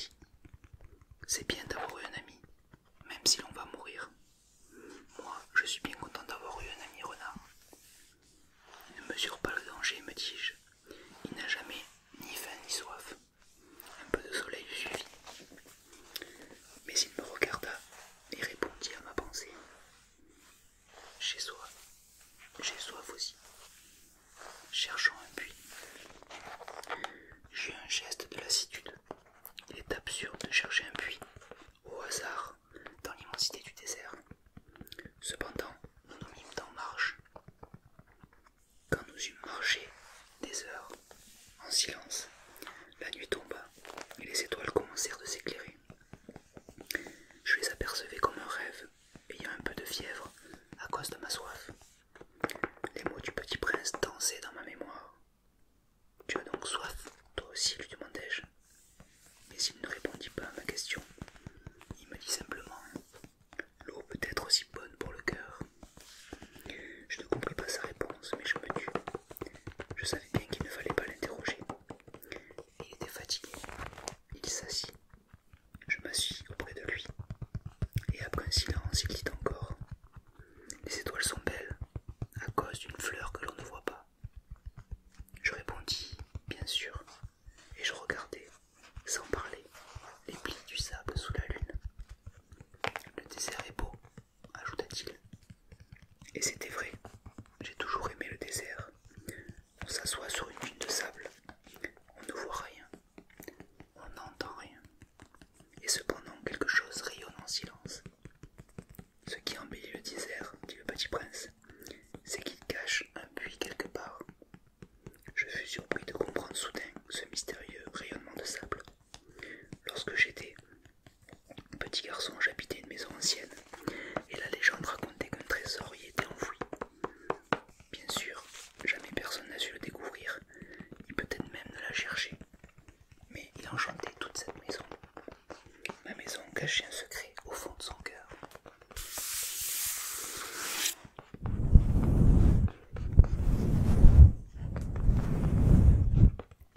Oui, dis-je au petit prince, qu'il s'agisse de la maison, des étoiles ou du désert, ce qui fait leur beauté est invisible.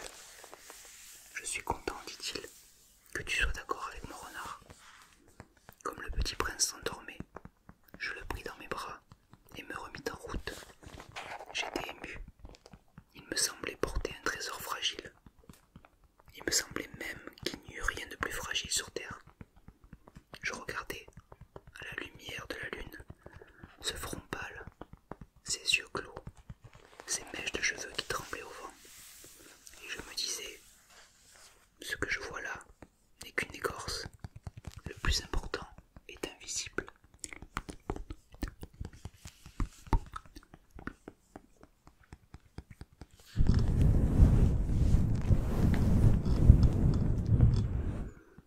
Comme ses lèvres entr'ouvertes ébauchaient un demi-sourire, je me dis encore: ce qui m'émeut si fort de ce petit prince endormi, c'est sa fidélité pour une fleur. C'est l'image d'une rose qui rayonne en lui, comme la flamme d'une lampe, même quand il dort. Et je le devinais plus fragile encore. Il faut bien protéger les lampes. Un coup de vent peut les éteindre. Et, marchant ainsi, je découvris le puits au lever du jour.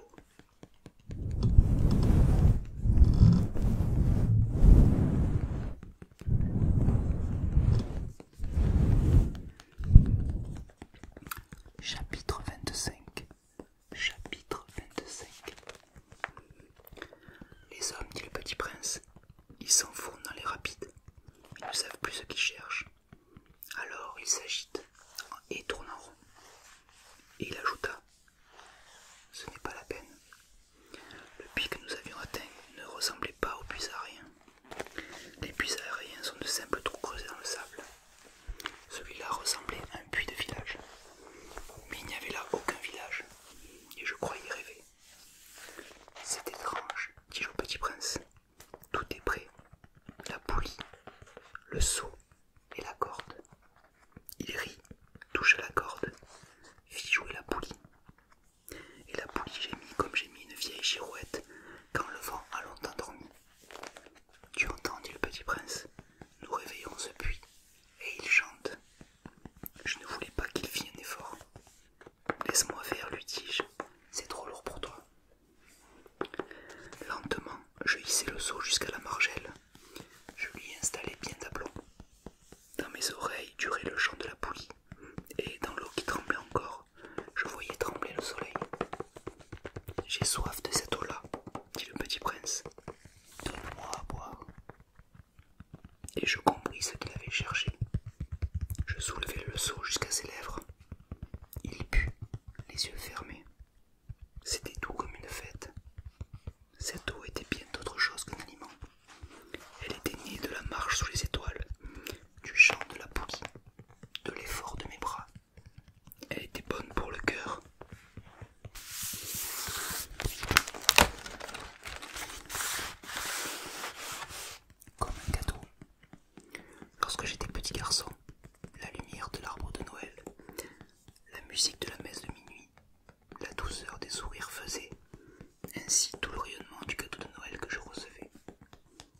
Les hommes de chez toi, dit le petit prince, cultivent 5000 roses dans un même jardin, et ils n'y trouvent pas ce qu'ils cherchent. Ils ne le trouvent pas, répondis-je. Et cependant, ce qu'ils cherchent pourrait être trouvé dans une seule rose, ou un peu d'eau. Bien sûr, répondis-je. Et le petit prince ajouta, mais les yeux sont aveugles, il faut chercher avec le cœur. Il faut chercher avec le cœur.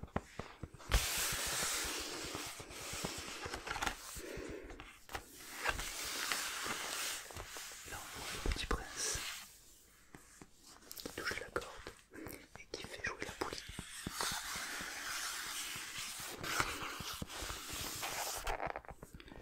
J'avais bu, je respirais bien. Le sable au lever du jour est couleur de miel. J'étais heureux aussi de cette couleur de miel. Pourquoi fallait-il que j'eusse de la peine? Il faut que tu tiennes ta promesse, me dit doucement le petit prince, qui, de nouveau, s'était assis auprès de moi. Quelle promesse? Tu sais, une muselière pour mon mouton. Je suis responsable de cette fleur. Je sortis de ma poche mes ébauches de dessin. Le petit prince les aperçut et dit en riant, des baobabs, des baobabs. Ils ressemblent un peu à des choux. Oh, moi qui étais si fier de mes baobabs. Ton renard, ses oreilles, elles ressemblent un peu à des cornes, et elles sont trop longues. Et il rit encore. Tu es injuste, petit bonhomme. Je ne savais rien dessiner que les bois fermés et les bois ouverts. Oh, ça ira, dit-il. Les enfants savent. Je crayonnai donc une muselière, et j'eus le cœur serré en la lui donnant. Tu as des projets que j'ignore. Mais il ne répondit pas. Il me dit, tu sais, ma chute sur la terre, ça sera demain l'anniversaire. Puis, après un silence, il dit encore, j'étais tombé tout près d'ici. Et il rougit. Et de nouveau, sans comprendre pourquoi, j'éprouvais un chagrin bizarre. Cependant, une question me vint.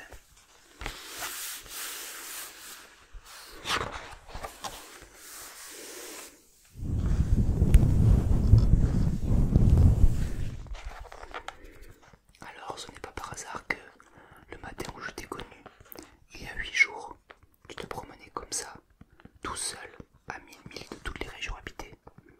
Tu retournais vers le point de ta chute. Le petit prince rougit encore. Et j'ajoutai, en hésitant, à cause, peut-être, de l'anniversaire.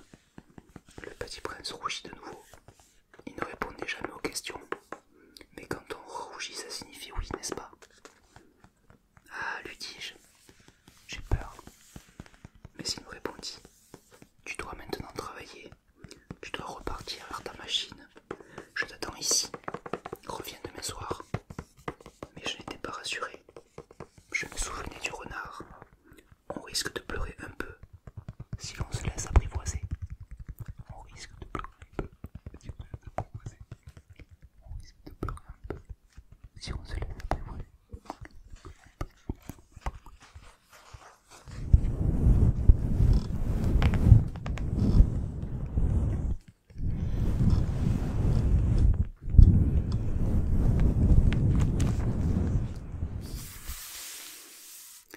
Il y avait, à côté du puits, une ruine de vieux mur de pierre.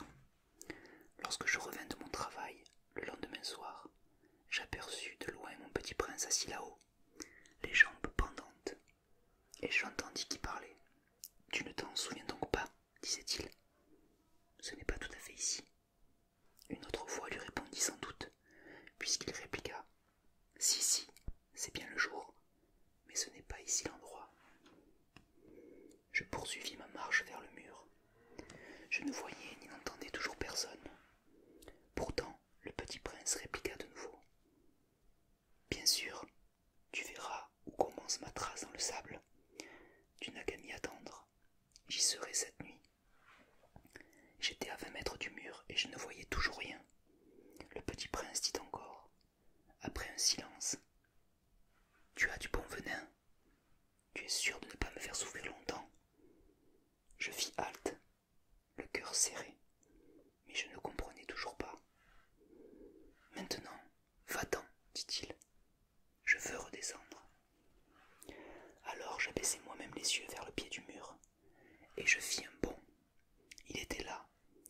s'adressait vers le petit prince.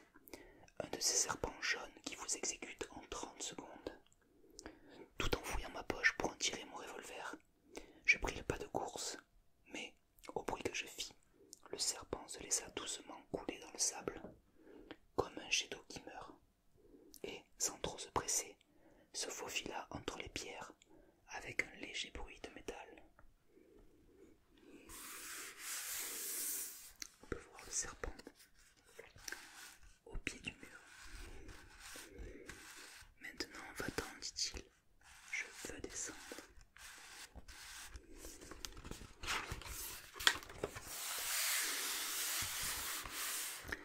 Je parvins au mur juste à temps pour y recevoir dans les bras mon petit bonhomme de prince, pâle comme la neige. Quelle est cette histoire-là? Tu parles maintenant avec les serpents. J'avais défait son éternel cache-nez d'or. Je lui avais mouillé les tempes et l'avais fait boire. Et maintenant je n'osais plus rien lui demander. Il me regarda gravement et m'entoura le cou de ses bras. Je sentais battre son cœur comme celui d'un oiseau qui meurt quand on l'a tiré à la carabine. Il me dit: je suis content que tu aies trouvé ce qui manquait à ta machine. Tu vas pouvoir rentrer chez toi. Comment sais-tu? Je venais justement lui annoncer que, contre toute espérance, j'avais réussi mon travail. Il ne répondit rien à ma question, mais il ajouta: moi aussi, aujourd'hui, je rentre chez moi. Puis, mélancolique: c'est bien plus loin. C'est bien plus difficile. Je sentais bien qu'il se passait quelque chose d'extraordinaire. Je le serrais dans les bras comme un petit enfant, et cependant il me semblait qu'il coulait verticalement dans un abîme, sans que je puisse rien pour le retenir. Il avait le regard sérieux, perdu très loin. J'ai ton mouton, et j'ai la caisse pour le mouton, et j'ai la muselière, et il sourit avec mélancolie. J'attendis longtemps. Je sentais qu'il se réchauffait peu à peu. Petit bonhomme, tu as eu peur? Il avait eu peur, bien sûr, mais il rit doucement. J'aurais bien plus peur ce soir. De nouveau, je me sentis glacé par le sentiment de l'irréparable, et je compris que je ne supportais pas l'idée de ne plus jamais entendre ce rire. C'était pour moi comme une fontaine dans le désert. Petit bonhomme, je veux encore t'entendre rire. Mais il me dit: cette nuit, ça fera 1 an. Mon étoile se trouvera juste au-dessus de l'endroit où je suis tombé l'année dernière. Petit bonhomme, n'est-ce pas que c'est un mauvais rêve, cette histoire de serpent, et de rendez-vous, et d'étoiles? Mais il ne répondit pas à ma question. Il me dit: ce qui est important, ça ne se voit pas. Ce qui est important, ça ne se voit pas. Ce qui est important, ça ne se voit pas. Bien sûr. C'est comme pour la fleur. Si tu aimes une fleur qui se trouve dans une étoile, c'est tout. La nuit, de regarder le ciel. Toutes les étoiles sont fleuries. Bien sûr. C'est comme pour l'eau. Celle que tu m'as donnée à boire était comme une musique, à cause de la poulie et de la corde. Tu te rappelles? Elle était bonne. Bien sûr. Tu regarderas la nuit les étoiles. C'est trop petit chez moi pour que je te montre. C'est trop petit chez moi pour que je te montre où se trouve la mienne. C'est mieux comme ça. Mon étoile, ça sera pour toi une des étoiles. Alors, toutes les étoiles, tu aimeras les regarder. Elles seront toutes tes amies. Et puis, je vais te faire un cadeau. Il rit encore. Ah, petit bonhomme, j'aime entendre ce rire. Justement, ce sera mon cadeau. Ce sera comme pour l'eau. Que veux-tu dire? Les gens ont des étoiles qui ne sont pas les mêmes. Pour les uns qui voyagent, les étoiles sont des guides. Pour d'autres, elles ne seront rien que de petites lumières. Pour d'autres, qui sont savants, elles sont des problèmes. Pour mon businessman, elles étaient de l'or. Mais toutes ces étoiles-là se taisent. Toi, tu auras des étoiles comme personne n'a. Que veux-tu dire? Quand quand tu regarderas le ciel, la nuit, puisque j'habiterai dans l'une d'elles, puisque je rirai dans l'une d'elles, alors ce sera pour toi comme si riaient toutes les étoiles. Tu auras, toi, des étoiles qui savent rire, et ils rient encore. Et quand tu seras consolé, on se console toujours, tu seras content de m'avoir connu, tu seras toujours mon ami, tu auras envie de rire avec moi, et tu ouvriras parfois ta fenêtre, comme ça, pour le plaisir. Et tes amis seront bien étonnés de voir rire en regardant le ciel. Alors tu leur diras, oui, les étoiles, ça me fait toujours rire. Et ils te croiront fou. Je t'aurai joué un bien vilain tour. Et ils rient encore. Ce sera comme si je t'avais donné, au lieu d'étoiles, des tas de petits grelots qui savent rire. Et ils rient encore.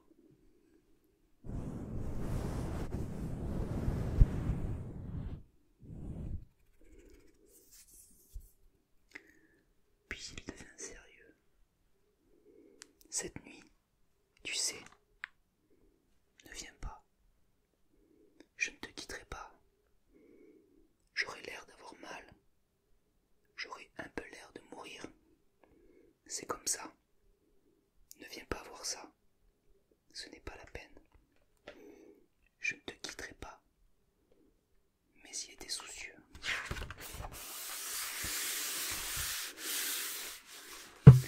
Je te dis ça, c'est à cause du serpent. Il ne faut pas qu'il te morde. Les serpents, c'est méchant.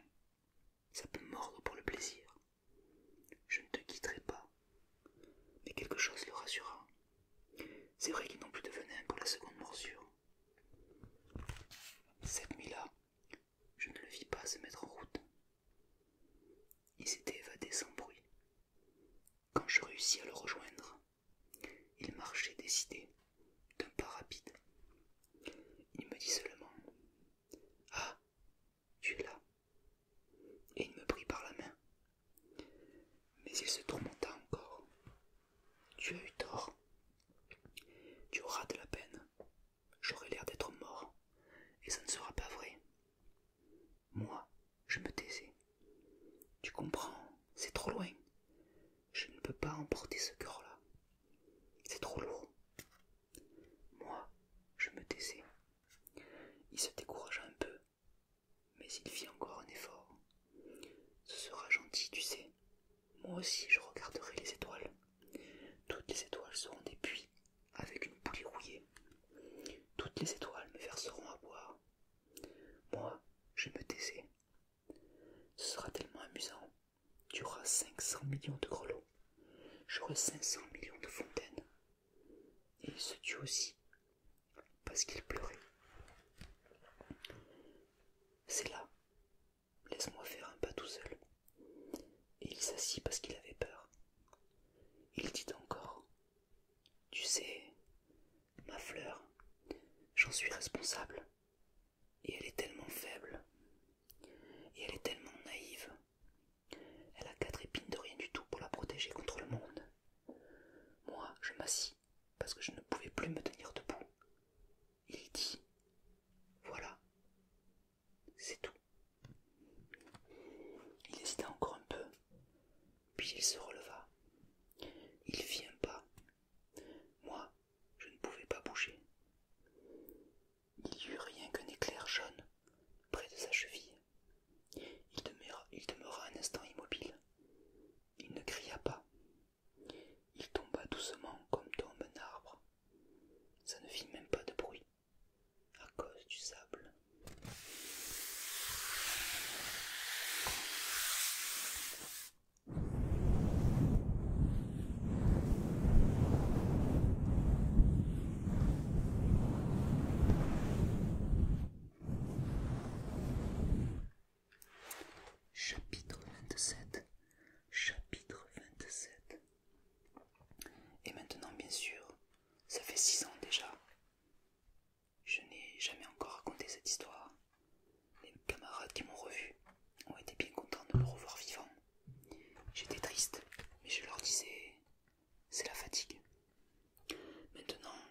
me suis un peu consolé.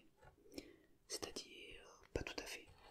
Mais je sais bien qu'il est revenu à sa planète, car au lever du jour, je n'ai pas retrouvé son corps. Ce n'était pas un corps tellement lourd. Et j'aime la nuit écouter les étoiles. C'est comme 500 millions de grelots. Mais voilà qu'il se passe toujours quelque chose d'extraordinaire. La muselière que j'ai dessinée pour le petit prince, j'ai oublié d'y ajouter la courroie de cuir. Il n'aura jamais pu l'attacher au mouton.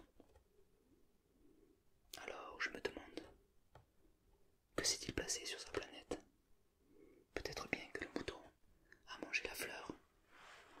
Tantôt je me dis, sur mon nom, le petit prince enferme sa fleur toutes les nuits sous son globe de verre et il surveille bien son mouton.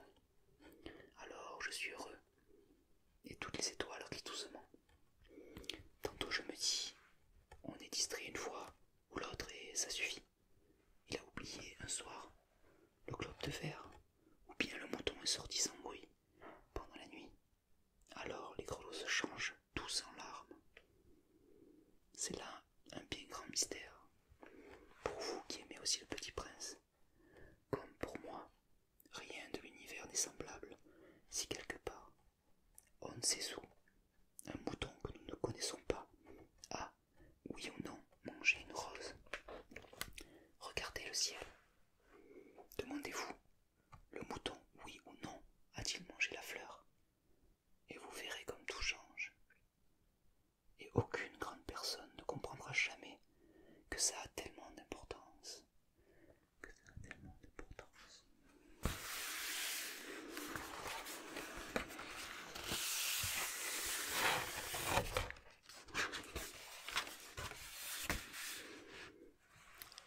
Et voilà, cette histoire, ce conte philosophique est terminé.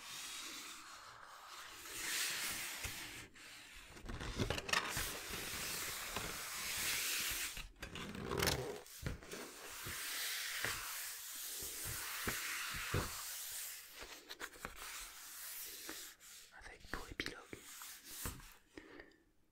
ça, c'est pour moi le plus beau et le plus triste paysage du monde.